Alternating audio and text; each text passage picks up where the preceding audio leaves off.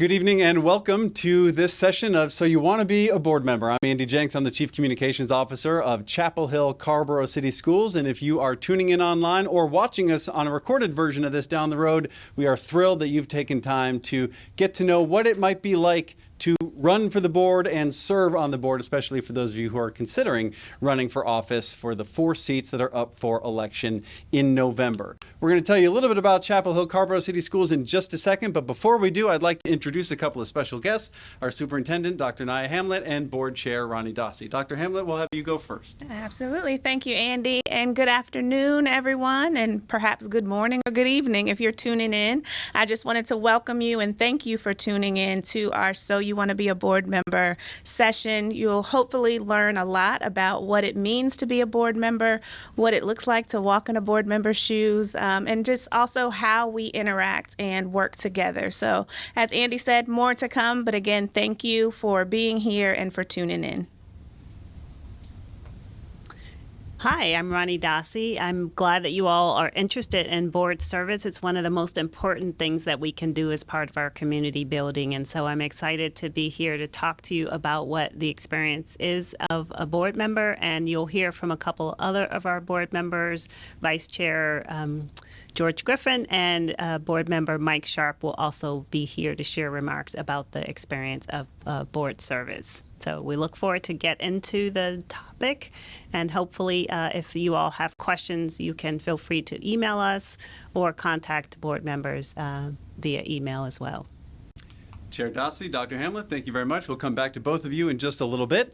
What we're going to do throughout this program is go over Chapel Hill-Carrboro City Schools as a district, talk a little bit about our strategic plan, and introduce you to the leadership of the school district. And then our board members will talk about roles and responsibilities, the individual responsibilities versus those of the full board, qualifications, committees, the overall time commitment, as well as governing policies and benefits. And if there are any questions at the end of our session, we'll have time for that as well. But board members do have a pretty thorough understanding of Chapel Hill-Carrboro City Schools as a district. We're going to go over the headlines somewhat quickly before we get into what it's like to be a board member. So who we are as a school district is 21 schools, 11 elementaries, 4 middle and highs, UNC Hospital School, as well as the Virtual Learning Academy. We have about 11,700 students, slightly less than half of whom are at the elementary level, and slightly more than half are at the secondary or middle and high school level. Our student diversity is as follows. About half of our students are white, with 12% Black, 13% Asian, 18% Latinx, and 7% multiracial. Our student diversity is further explained in the number of multilingual learners that we have, more than 1,300. Also more than 1,300 are in our exceptional children programming, and more than 3,100 identified as academically or intellectually gifted. A lot of languages are spoken in our families' homes, including the 7 that you see on the screen, and 23% of our students are eligible for free or reduced priced meals. As for our staff, nearly 2,000 people work for Chapel Hill-Carrboro City Schools, including 1,100 certified employees. Those are your classroom teachers, librarians, and school counselors, 117 school and district administrators, as well as 670 classified employees are full-time hourly staff. As for our staff diversity, you can see that on your screen, 78% white, 16% Black, 2.5% Asian, and 8% Latinx. Our points of pride include being named as the best school district in North Carolina. That's number 1 out of 116 school districts, according to niche.com, ranking number 8 and number 20 in terms of districts with the best teachers and best places to teach in North Carolina. And now to talk more about our strategic plan, which was just approved a year ago, we'll bring back in Dr. Nia Hamlet, Superintendent of Chapel Hill-Carrboro City Schools. Thank you, Andy. So as Andy mentioned, our strategic plan was launched in July of 2022. Our mission is there on the screen for you. Our vision is something that we strive toward every single day, really equipping our students to navigate the world and make a positive impact throughout their life's journey. And so we spend a lot of time talking about what the experience of our students is through pre-K all the way through 12th grade and beyond. What are we preparing our students for? And that's because we really want them to be not just ready for careers or college, but for them to also be ready for life. We really focus a lot on our core values. And so we have 5 core values: engagement, wellness, social justice action, collective efficacy, and joy. This past school year, we really emphasized joy and wellness, and this upcoming school year will also be really emphasizing collective efficacy and engagement. But all in all, we really focus in on all 5. We like to see our district priorities in action, and those priorities are embedded within our strategic plan. So creating a culture of safety and wellness is really important. As I mentioned, we focused a lot on wellness and joy, and will continue to do so as the school years go on. Wellness is really important. We look at social emotional learning as well as school-based mental health and the supports that our students and our staff need. We also focus in on instructional excellence as one of our priorities, and as I mentioned, really preparing students for life. And our instructional excellence priority has a number of key strategic actions and metrics that we really center our work around, and really making sure that we are providing high-quality education and instructional experiences for our students pre-K through 12. Another one of our district priorities is empowering, equipping, and investing in our people. We know that we are only as good as the adults that really work with our students every single day. And as an organization, we know that we have to empower the adults that work with our children. We have to equip them with the tools that they need. And we certainly have to invest in them and make sure that they have everything that they need so that they can be the best for our students. And then equitable and transparent fiscal stewardship and operations is also one of our district priorities. There are a number of key strategic actions in the strategic plan under this priority as well, and we have an amazing team of operations and budget and finance folks that help us to work through those key strategic actions every single day. And last but certainly not least, strengthening family and community engagement is one of our priorities. We really see the importance of building a bridge between our schools and our community, and also our students and their homes and their families. And so that priority is an integral part of the work that we do, and also a great part of our equity and engagement framework.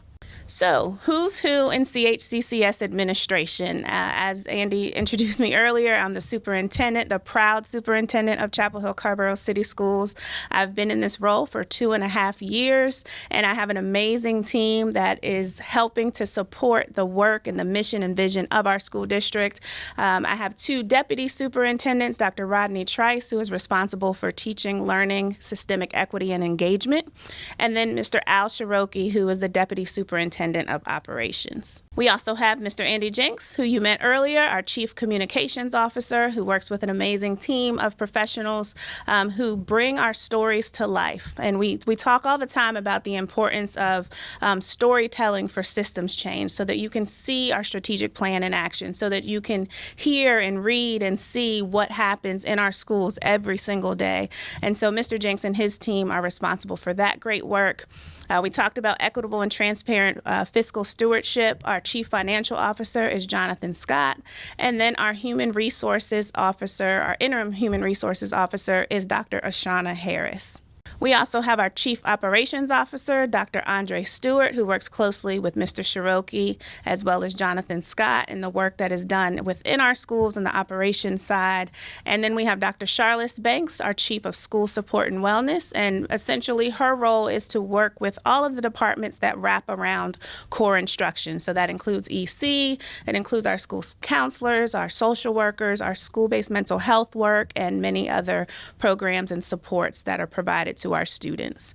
And then we also have Miss Brandy Reeves, who is our Chief of Staff and School Leadership. She works closely with the school board as well as with our cabinet and myself. And then she also is responsible for all of the work that goes into our schools every single day and working with our school leaders. All right, so at this time, I'm going to turn it back over to Chair Dossie, who is going to share the stage here with Dr. Griffin and Mr. Sharp to share what it's like to be a CHCCS board member. Thank you so much, Dr. Hamlet and Andy, for preparing this presentation for us. I will say it was important to start. Well, let me start. My name is Ronnie Dossi. I'm the chair of the Chapel Hill-Carrboro City School Board of Education.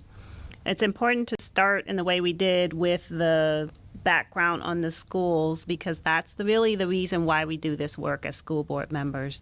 And so what we're going to be talking about is a little bit more of the process work, but that's the heart work of focusing on improving outcomes for our students. And that's we're very excited to have our superintendent, Dr. Hamlet, leading that work in Chapel Hill-Carrboro City Schools. So I'm going to start off talking about whatever comes on the screen next. Okay, the board. So as you can see here, we are a 7-member board in Chapel Hill-Carrboro City Schools. Our board members come from a variety of backgrounds. I often get asked the question of like, what do I have to know to be on the board? And it's really just that willingness, that curiosity to engage with experts who are the administration, who are our experts, and others in the interest of students in our community. And so we come from a variety of backgrounds, from finance to education to cybersecurity to renewable energy consultant. And the board's mission really focuses on policy leadership, community engagement, and collaboration with our superintendent and staff to implement policies that achieve the district vision. What you heard is equipping students to navigate the world and make a positive impact throughout their life's journey. So 2 points of note on this slide are the board is what's called a corporate body. And that means that an individual board member has no authority to act on behalf of the board unless that authority is specifically delegated by the board. So individual board members express their views through discussion and votes in public meetings. A second note is that generally all decisions made by the board must be made in a public meeting. Narrow exceptions are defined by law, and they include issues related to safety, personnel decisions, legal issues, or confidential negotiating matters. Some of these decisions may be made by the board in what we call closed session, which are private, confidential meetings.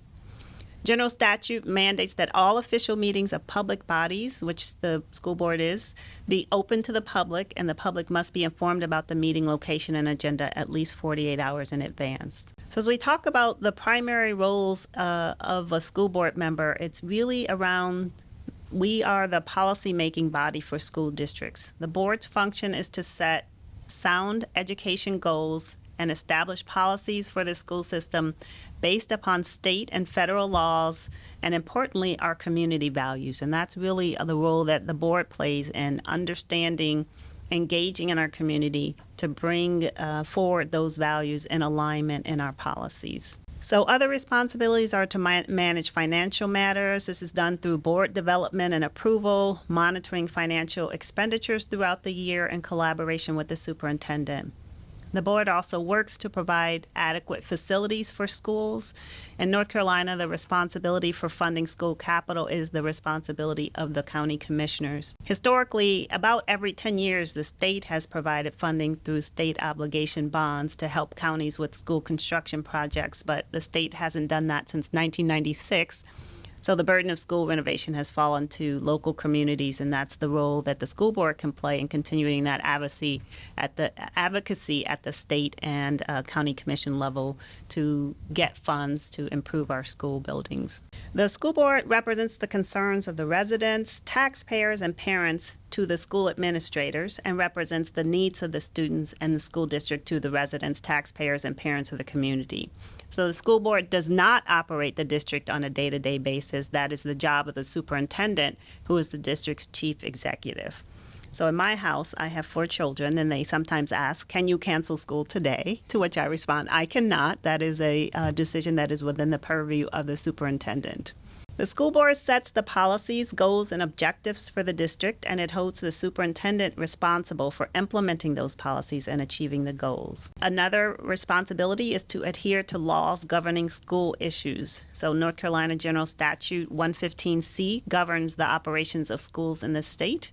Board members are expected to understand the policies and practices, to follow the separation of responsibilities, to focus on board responsibilities, and enable the superintendent to lead the day-to-day operations. Board members are also expected to model respect and engagement with staff, understand our board member roles as we engage with staff, One example is board members should refer issues from staff to the appropriate superintendent designee rather than trying to resolve it as a board member. Again, our role is to set that policy and make sure that the implementation follows, but the implementation of those policies are within the purview of the superintendent and her administration. One note I will say is a school board member must be willing to devote the time it takes to be effective. We deal with a variety of concerns and issues, and community engagement is a very important responsibility for board members. So interaction and participation at local school functions and community events allows us to learn about local issues and values and enables us to act as district ambassadors, sharing what's happening in the district and learning what's working. So being a board member requires active participation at school board meetings. A week prior to the meetings, the board agenda is published. This includes detail on the agenda items, and board members read and prepare questions ahead of the meeting so we can actively engage during the meetings. North Carolina school board members are mandated by law to receive 12 clock hours of training every 2 years. So there are a variety of organizations such as the National School Board Association, the North Carolina Caucus of Black School Board Members, and the North Carolina School Board Association who provide these training opportunities. In 2009, the North Carolina General Assembly passed a House bill governing local government code of ethics, and included in that legislation is a requirement that all board members receive a minimum of 2 hours of ethics education covering laws and principles that govern conflicts of interest and ethics standards of conduct at the local government level. The training must be completed within 12 months of each election or appointment to a board. The board benefits from the collective backgrounds and experiences of its members. To leverage this experience, the board assigns tenured members to mentor newer members to provide additional learning experiences. Board members are assigned to represent the board on liaison committees and groups. In these roles, board members attend meetings, engage in issues to share district information, and bring information back to the board. Communication is important, and board members strive to be timely and responsive to community, staff, students, and other board members. The board represents the interests of all students, and so the district benefits when each board member acts to represent the entire Chapel Hill-Carrboro City community, not a single constituency or issue. So that requires board members to stay up to date on current education issues. They must be able to understand education jargon, and they must be willing to listen to parents and other community members who have ideas on how to help improve the district. One important board member responsibility is the board is a quasi-judicial body. And what does that mean?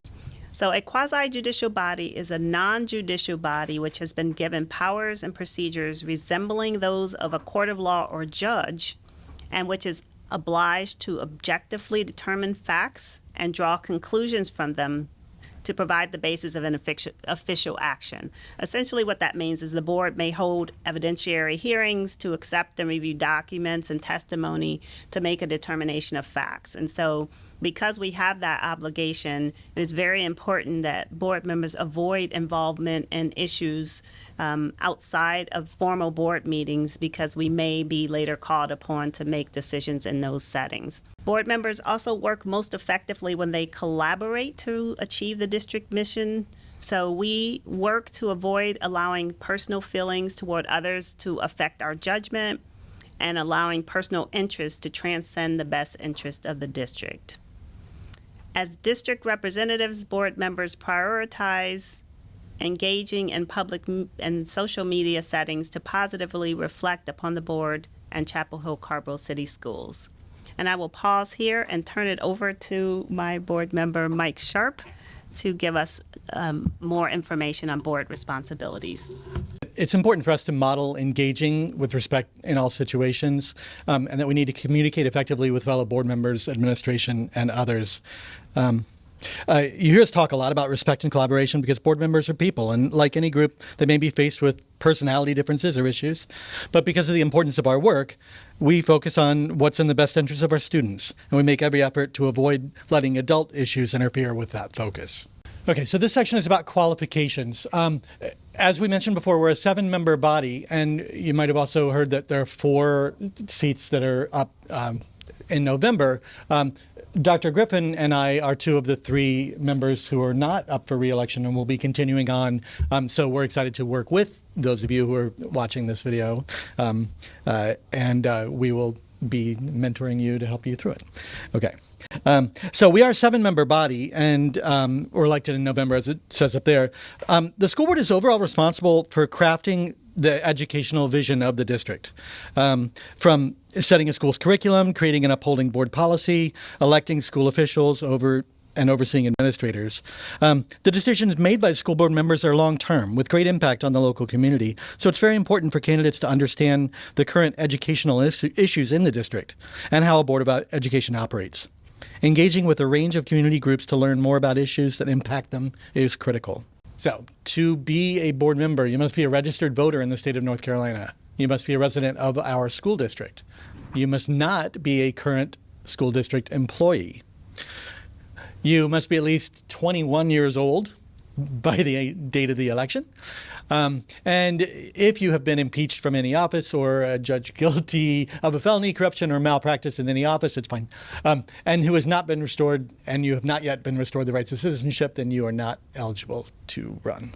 We have 3 different committees currently that their responsibility, part of the responsibility of being a board member is also participating on these committees. I'm going to go through each one and talk more about them, but you can see here that we've got a Finance Facilities Operations Committee, Policy Committee, and a Student Success Committee. Okay, so Finance Facilities Operations, it works with district leaders to review and make recommendations related to revenues, expenditures, and the physical needs, short-term and long-term, of our buildings and our grounds. The chair of this committee is currently Risa Jenkins. George Griffin and Ashton Powell also serve on the committee. We also have a policy committee. This committee acts on behalf of the board to review policies, ensure alignment with district values and objectives, and recommend policy changes to accomplish the district's stated mission. Dr. Lacerna is the committee chair. I'm on the committee, and so is Mr. Dion Temney. And third, the Student Success Committee monitors and reviews overall student success as defined in the strategic plan and in board policies. Acts as a vehicle for the board to remain informed about district-wide initiatives and programming that impacts student success and strategic plan priorities. Dr. Griffin is currently the chair of that committee, with Risa Jenkins and Jillian Lacerna as members as well. And now Dr. Griffin's going to take over. Hello, everyone. I'm George Griffin, the vice chair of the school board, and I wanted to talk a minute about board time commitments. And the last time I started doing this in a public forum, my colleagues whispered rather loudly that I wasn't attracting much in terms of encouraging people to want to be on the board, because I was talking about all the time it takes. We do attend 2 full board meetings a month on the first and third Thursdays from 6 to 10 p.m. And that week tends to be a busy week for board members, because you, as Ronnie mentioned, you'll get an agenda sent to you, and that agenda is electronic.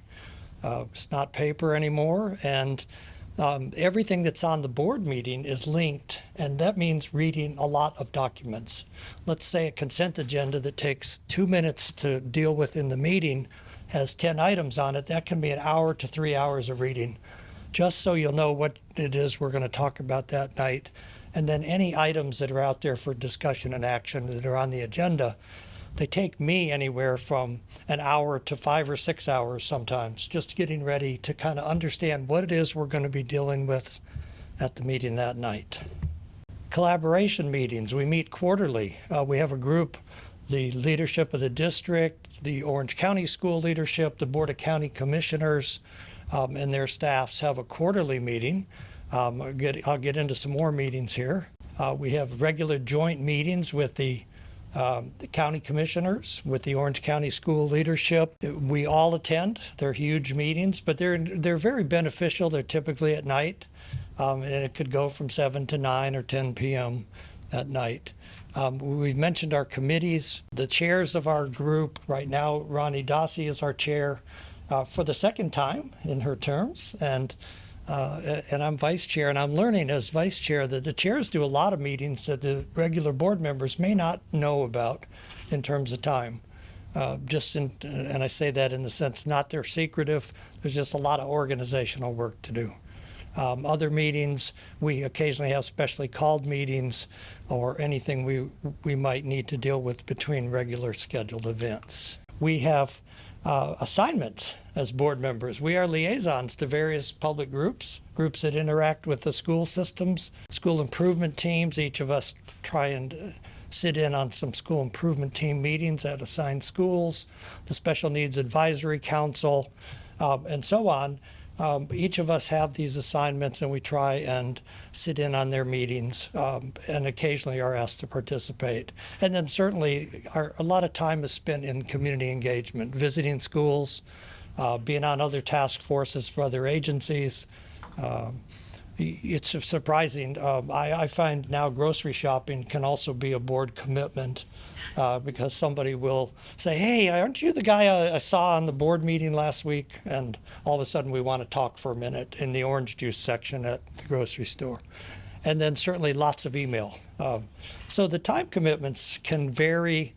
I've jumped ahead to policies here, but the time commitments can vary from 5 or 6 or 10 hours a week to as many as 20 or 30 hours in a week, just kind of getting ready for meetings or going to a meeting. And I'll be candid, some weeks, 2, 3, 4 hours, and that's it. You just read and keep up with your email. And other weeks, 20, 30 hours. We are driven by policy. We have a online, go to the Chapel Hill-Carrboro School System website and click on board policies, and everything is available there. We're driven by two things. One is state statute, and the other is policy. And we are looking up policy all the time. There's no way you can memorize everything that's in there, except for Dr. Hamlet. I think she might have it memorized, but we certainly don't. There we go. And this is what it looks like. The policies are organized by a state system. The North Carolina School Boards Association has a recommended policy format, and most districts use it. And I would suggest anybody who's interested in running for school board, one of the first things you should do is just go to the website and click open the policy manual and click around a little bit and take a look at some of the policies that inform the work we do. A few that we highlighted for tonight, for example, is, what legal authority do we have? What is the general statute that gives the school board its authority? That's under board authority and duties. What are our governing principles? One thing I've really enjoyed in terms of being on the school board here is it's very principled in the sense of the policies cover what the school board stands for on issues. And so I pulled out this phrase, commitment to equity. It's actually in policy, which is really useful. We focus on student success as a top priority, and it says it right in the manual. How does the board operate? Everything that Mike and Ronnie have mentioned and Dr. Hamlet had tonight is basically in the operational goals of the board, or it's in the policy manual. And then there's a statement on board ethics. Board member benefits. And this really is exciting. People say, why do you want to be on the board? Well, you really get to make a difference. If you're the kind of person that wants to make schools better down the road, that's one way you can do it, is be on the school board. You get to meet incredible people in the Chapel Hill-Carrboro community. Citizens, believe me, you will meet people, whether you want to or not. And it's rewarding. People ask your opinion. They ask you to consider something. They want your advice on something. And certainly, so for me, it's about service to the community. It's about giving back to the community. And I find that to be enlightening and invigorating, and I enjoy it. I see Ronnie and Mike are sort of nodding over here. And there's also just, a lot of unexpected things. You'll get invited to this chamber meeting, and you'll get to meet people you never would have met. Or you'll be asked to sit down and help the school system figure out how are we going to prioritize our educational goals for the next 5 years. And I find that exciting. We do collaborate with other local officials. We also have impact with our legislative delegation. We have a voice in the General Assembly in terms of we do speak out collectively as a board and a community. And we get a stipend of approximately $400 a month. When I was running for office, people would often say, well, how much do you get paid? I said, I don't know. And I found out, I think it's $380 a month or something like that. And I think that's going to bring us to the end. Mr. Jenks, you're the host here. Come back in. All right. And I'll get out of your way. Oh, Dr. Griffin, thank you very much. So at this time, we would ordinarily open it up to questions and dialogue. I can tell from the faces of the looks of in our crowd that we have answered every single question that there could possibly be from our audience here in Lincoln Center. But I think what's most important is that this recording is going to be useful for those who are just considering running for the board. Or maybe this session answers some of the questions that you needed to ask before even considering it. And then folks have all summer, of course, to consider a run for public office. And so two things that I want to point out before we wrap it up is that if you have a question out there, if you're watching on the live stream or if you're watching a month from now when we communicate and share this recording, I think two ways to do that are to email us, either email the board at all board members, that's all board members at chccs.k12.nc.us, or email the superintendent, that's superintendent@chccs.k12.nc.us. And with that, we'll be sure to answer any questions that come into us, but I will look over at my board chair, my superintendent, to see if there are any closing remarks that might be on your mind at this time. And seeing none, I think it's time to wrap this up. So we thank those of you who are at home watching us on the live stream. If anyone's interested in this, please tell your friends and neighbors that we are recording this session, and we'll be sure to share the link as soon as it's available. So for all of us here at Chapel Hill-Carrboro City Schools, I'm Andy Jenks. Thanks so much for watching, and we'll be sure to see you throughout this summer and fall. Have a good night.